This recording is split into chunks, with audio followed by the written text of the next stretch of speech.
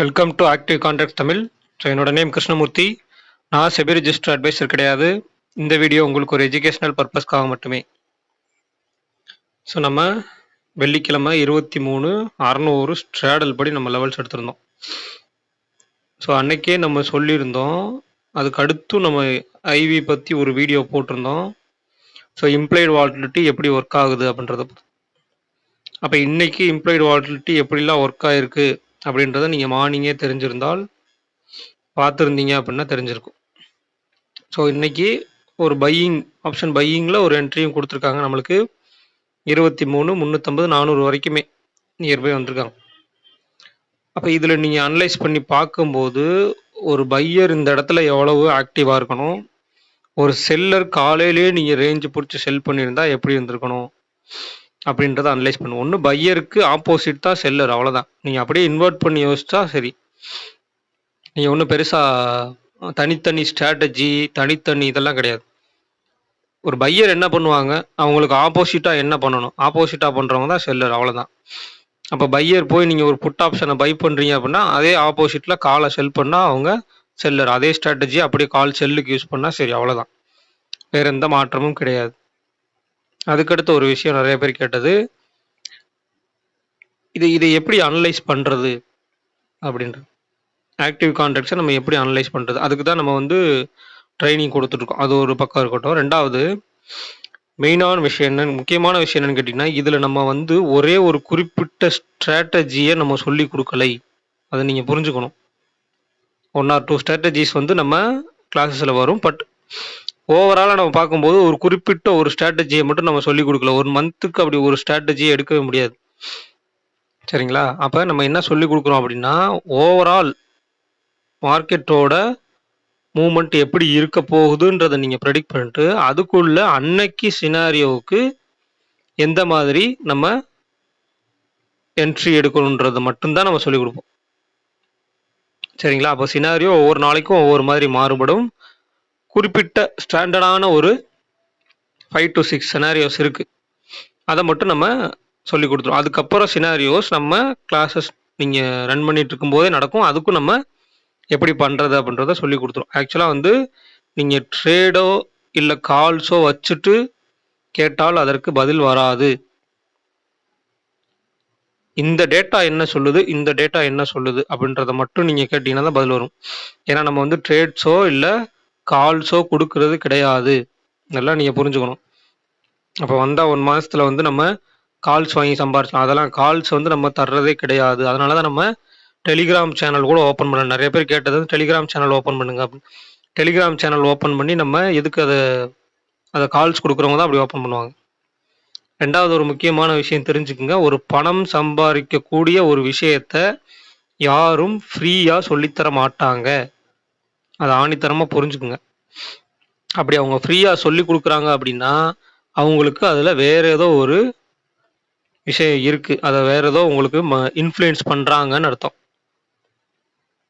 உதாரணத்துக்கு ஃப்ரீயாக ஒரு இடத்துல போய் ஒருத்தர் எந்த வித செபி ரிஜிஸ்டர்டுமே இல்லாமல் ஆர்ஐஏ லைசன்ஸே வாங்காத ஒருத்தர் உங்களுக்கு இந்த ஸ்டாக்கை வாங்குங்க அந்த ஸ்டாக்கை வாங்குங்க அப்படின்னா அவர் ஒரு இன்ஃப்ளூயன்ஸராக இருப்பார் அப்படின்றத புரிஞ்சுக்கணும். இன்ஃப்ளூயன்சர் மீன்ஸ் அந்த ஸ்டாக்குக்கு சம்மந்தப்பட்ட இல்லை அந்த இண்டெக்ஸுக்கு சம்மந்தப்பட்ட அந்த ஆப்ஷனுக்கு சம்மந்தப்பட்ட ஒரு இன்ஃப்ளூயன்சிங் பர்சனாக இருப்பார். முதல்ல அதை தெரிஞ்சுக்கணும். அப்போ ஃப்ரீயாக எந்த ஒரு விஷயத்தையும் யாரும் சொல்லித்தர மாட்டாங்க.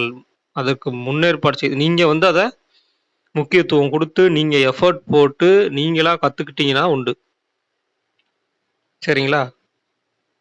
ஸோ இப்போ இந்த ஆக்டிவ் கான்ட்ராக்ட்ஸ் அனாலிசிஸில் நம்ம ஒரே ஒரு ஸ்ட்ராட்டஜி, குறிப்பிட்ட ஒரு ஸ்ட்ராட்டஜியை சொல்லி அதுக்குள்ளே மட்டும் நம்ம சொல்லித்தர போகிறதில்ல. ஓவரால் மார்க்கெட் மூவ்மெண்ட் ஓப்பன் ஆகுறாங்க, ஓப்பன் ஆகுறது எங்கே வர்றதுக்கு வாய்ப்பு இருக்குது, எங்கே வந்தால் எந்த மாதிரி ரியாக்ட் பண்ணுறாங்கன்னு வச்சு எங்கே போகிறதுக்கு வாய்ப்பு, இந்த மாதிரி தான் நம்ம கண்டுபிடிக்க முடியும்.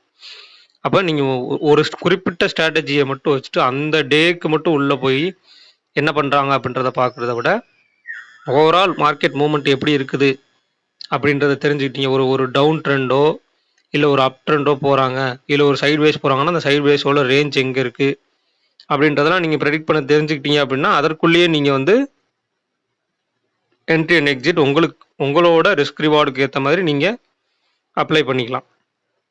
ஸோ இன்னைக்கு என்ன கொடுத்துருக்காங்க, இன்னைக்கு மார்க்கெட் முடிஞ்சிருக்க இடம் அப்படின்னு எடுத்துக்கிட்டிங்கன்னா 23,381. நம்மளுக்கு ஆக்டிவ் கான்ட்ராக்ட்ஸில் கொடுத்துருக்கிறது 23,400 புட், 23,500 கால். அதற்கு கீழே 400 கால், அதற்கு கீழே 300 புட். அப்போ ஓவரால் என்ன சொல்கிறாங்க, 23,300 புட் ஆப்ஷன், அதுக்கு மேலே 23,500 கால் ஆப்ஷன். இதுக்கு நடுவில் 23,400 ஒரு ஸ்ட்ராடலாக போட்டிருக்காங்க. ஓகேங்களா? அப்போ இந்த ஸ்ட்ராடல் அடிப்படையில் நம்ம எடுத்துக்கணும். ஸ்ட்ராடல் கிட்ட தான் நம்மளுக்கு க்ளோஸுமே வச்சுருக்காங்க. அப்போ இந்த ஸ்ட்ராடல் அடிப்படையில் பார்க்கும்போது 23,400 புட் ஆப்ஷனுடைய க்ளோஸ் வந்து 129. ஓகேங்களா? அப்போ இந்த புட் ஆப்ஷனுடைய க்ளோஸை வந்து அதில் மைனஸ் பண்ணுறோம். 23,400 மைனஸ் 129 போட்டுனா கிட்டத்தட்ட ஸோ உங்களுக்கு 23,270. ஓகேங்களா? 23,270 அப்படின்ற ஒரு லெவல் கிடைச்சிரும். அதே மாதிரி இங்கே எழுதி வச்சுக்கோம், 23,270 இது வந்து உங்களுக்கு ஷார்ட் ரேஞ்ச் உடைய பாட்டம். அதே மாதிரி 23,400 கால், அதனுடைய க்ளோஸ் வந்து 145 அப்படின்னு எடுத்துக்கிட்டா 23,545 இது ஷார்ட் ரேஞ்சுடைய பாட்டம். அப்போ இந்த 145 ப்ளஸ் 129 அப்போ 130, 275. அப்போ 23,125 23,675. ஓகேங்களா? இதெல்லாம் நோட் பண்ணி வச்சுக்கணும். நான் வந்து சார்ட்டில் முன்ன வந்து நான் மார்க் பண்ணி கொடுத்துட்டு இருந்தேன். நிறைய பேர் முன்ன பழைய வீடியோஸ்லாம் பார்த்தீங்கன்னா சார்ட்டில் நான் மார்க் பண்ணி கொடுத்துருந்தேன். அப்போ நம்ம இடையில இந்த ஸ்ட்ரைக் ப்ரைஸ்லாம் ஏன் எடுக்கிறோம், எதற்காக எடுக்கிறோம், இல்லை மார்க்கெட்டில் வந்து ஒரு சைக்கலாஜிக்கலாக கொடுக்கக்கூடிய ஒரு சில விஷயங்கள் இன்புட்ஸாக இருக்கட்டும், இதெல்லாம் வந்து யாருமே காது கொடுத்து கேட்குறதில்ல. எடுத்தோடனே டைரெக்டாக வந்து ஸ்கிப் பண்ணிவிட்டு, ஏன்னா எனக்கு அங்கே யூடியூப் ஸ்டுடியோவில் காமிச்சிரும் எந்தெந்த இடத்துல அதிகமாக பார்த்துருக்காங்க, எந்தெந்த இடத்துல கம்மியாக பார்த்துருக்காங்க அப்படின்றது கேட்கும். அப்போ எல்லாருமே எங்கே போகிறாங்கன்னா டைரெக்டாக ஸ்கிப் பண்ணிவிட்டு அந்த லெவலில் போய் எடுத்துகிட்டு ஸோ அந்த லெவல்ஸை பார்த்துட்டு அப்படியே க்ளோஸ் பண்ணிடுவாங்க. இடையில நம்ம சொல்லக்கூடிய சைக்கலாஜிக்கலான ஒரு சில விஷயங்களாக இருக்கட்டும், இல்லை டெக்னிக்கலான ஒரு சில விஷயங்களாக இருக்கட்டும், இதெல்லாம் வந்து யாருமே கேட்குறது கிடையாது. ஸோ அதெல்லாம் கேட்டிங்கன்னா தான் உங்களால் மார்க்கெட்டில் சஸ்டெயின் பண்ண முடியும். அப்போ நீங்கள் ஒரு லெவல்ஸ் எடுக்கிறீங்க, லெவல்ஸை மட்டும் வச்சுக்கலாம், இல்லை ஒருத்தர் கொடுக்குற கால்ஸை மட்டும் வச்சுக்கலாம்னா இன்னொருத்தரை நீங்கள் டிபெண்ட் பண்ணியே இருக்கிற மாதிரி இருக்கும்.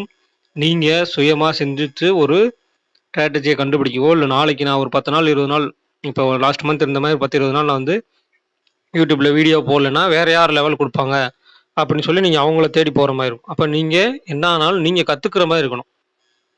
அதான் நம்ம திருப்பி திருப்பி சொல்லிட்டு வரோம். அப்போ நீங்கள் ஒரு லெவல்ஸ் எடுக்கணும் அப்படின்னா அதை நீங்கள் கற்றுக்க ட்ரை பண்ணுங்கள். அதை எப்படி எடுக்கணும், எதனால் இப்படி எடுக்கணும், ஸோ இந்த மாதிரி மார்க்கெட் முடிஞ்சிருக்காங்க, இந்த மாதிரி டேட்டா இருக்குது, அப்படி இருக்கும்போது நம்ம என்ன லெவல் எடுக்கணும், அடுத்த நாள் இப்படி ஓப்பன் ஆகுறாங்க, ஸோ இப்படி ஓப்பன் ஆகும்போது எந்தெந்த இடத்துக்குலாம் போவாங்க வருவாங்க அப்படின்றத நீங்களாக லெவல் எடுக்க கற்றுக்கிட்டீங்கன்னா தான் உங்களுடைய இண்டிவிஜுவாலிட்டி அந்த இடத்துல இருக்கும். இன்னொருத்தரை சார்ந்து இருக்கக்கூடாது. அப்போ எல்லா விஷயத்தையும் மார்க்கெட்டை பற்றின இந்த டேட்டாவெல்லாம் எப்படி அனலைஸ் பண்ணுறதுன்ற எல்லா விஷயத்தையும் நீங்களே கற்றுக்குங்க. கற்றுக்கிட்டு உங்களுடைய ஓன் அனாலிசிஸில் லெவல்ஸ் எடுங்க. லெவல்ஸ் எடுத்து அதில் அன்னைக்கு மார்க்கெட் சினாரியோவுக்கு என்ன மாதிரி ஸ்ட்ராட்டஜின்னு பண்ணுங்கள். இல்லை எனக்கு வந்து குறிப்பிட்ட லெவலில் இந்த அளவுக்கு எனக்கு ஒரு ஒரு 50 பாயிண்ட் ஸ்டாப் லாஸ் இருந்தால் போதும், ஸோ ஒரு டார்கெட் அப்படின்றது ஒரு 50 பாயிண்ட் இருந்தால் போதும், எனக்கு என்ட்ரி இந்த இடத்துல எந்த இடத்துல இருந்தாலும் பரவாயில்ல, என்ட்ரி எனக்கு ஸ்டாப் லாஸ் இவ்வளோ தான் இருக்கணும், டார்கெட் இவ்வளோ தான் இருக்கணும் அப்படின்னா அந்த மாதிரி சினாரியோ வரும்போது மட்டும் நீங்கள் என்ட்ரி எடுத்துக்கலாம். அப்போ அது நீங்கள் இதுக்கெல்லாம் முன்னாடியே அனலைஸ் பண்ணால் மட்டுமே நீங்கள் அந்த சினாரியோ எப்போ பில்ட் ஆகுது அப்படின்றத உங்களால் ப்ரெடிக்ட் பண்ண முடியும். ஓகேங்களா? அப்போ அதுக்கு நம்ம எல்லாத்துக்குமே தயாராக இருக்கணும். முன்னக்கூட்டியே நம்ம அனலைஸ் பண்ணி வச்சுட்டு, ரெண்டாவது அன்னைக்கு என்ன பண்ணுறாங்க, அடுத்த நாள் என்ன பண்ணுறாங்க அப்படின்றத பார்க்கணும். அப்போ எல்லா விஷயத்துக்கும் மார்க்கெட்டை பொறுத்த மட்டும் நீங்கள் எஃபர்ட் போட்டு நீங்கள் டேட்டாஸ் எடுத்து அனலைஸ் பண்ணி உழைச்சால் மட்டுமே உங்களால் சஸ்டெயின் பண்ண முடியும். ஒருத்தர் வர்றாங்க, ஒருத்தர் கொடுக்குறாங்க, ஒரு ஸ்ட்ராட்டஜி கொடுக்குறாங்க, ஓகே இந்த ஸ்ட்ராட்டஜியை போட்டவுடனே எந்த இடத்துல நம்மளுக்கு ஒரு அலாரம் வச்ச மாதிரி இந்த இடத்துல அலாரம் அடிச்சிச்சு டக்குன்னு என்ட்ரி எடுக்கிறோம், ஸ்டாப் லாஸ் இருக்கும் அப்படின்னு இல்லாமல் நம்ம எஃபர்ட் எடுத்து அதுக்கு அனலைஸ் பண்ணி லெவல்ஸ் எடுத்து அந்த லெவல்ஸ் படி நாளைக்கு எப்படி ஒர்க் ஆகுறாங்கன்ற தான் நம்மளுக்கு ஒரு கான்ஃபிடென்ட் பில்ட் ஆகும். அப்போ அந்த கான்ஃபிடென்ட் பில்ட் பண்ணுறது வந்து நம்மளுடைய வேலை தான். அது இன்னொருத்தர் வந்து பண்ண மாட்டாங்க. சரிங்களா? அப்போ எஃபர்ட்டை நீங்கள் போட்டு அனலைஸ் பண்ணுங்கள். ஸோ பேங்க் நிஃப்டி அப்படின்னு எடுத்துக்கிட்டால் 50,000 ஸ்ட்ராடல் கொடுத்துக்கிறாங்க. அப்போ 50,000 புட் ஆப்ஷனுடைய க்ளோஸ் 600னா 49,400, அதுக்கு மேலே 50,842. அப்போ 50, 842, 49,400. ஸோ இந்த லெவல் ஓகேங்களா? அப்போ இன்னைக்கு முடிஞ்சிருக்கிறது எங்கே அப்படின்னு கேட்டிங்கன்னா 49,981 முடிஞ்சிருக்காங்க. அப்போ முடிஞ்சிருக்க இடத்துக்கு நியர்பை தான் நம்மளுக்கு ஸ்ட்ராடல் இருக்குது. அப்போ நாளைக்கு மார்க்கெட் இந்த இம்ப்ளைடு வாலட்டிலிட்டியை பொறுத்த மட்டும் இதில் எப்படி இருக்குது, நாளைக்கு ஓப்பனிங்கில் எப்படி சேஞ்ச் ஆகுறாங்க அப்படின்னு அவங்க டெய்லி சொல்லிட்டு வர்றது தான். இந்த பேங்க் நிஃப்டியை பொறுத்த மட்டும் நீங்கள் இம்ப்ளைடு வாலட்டிலிட்டியில் ஒரு பார்வை எப்போவுமே இருக்கணும். அதே மாதிரி மார்க்கெட் சினாரியோலையும் ஒரு பார்வை இருக்கணும்.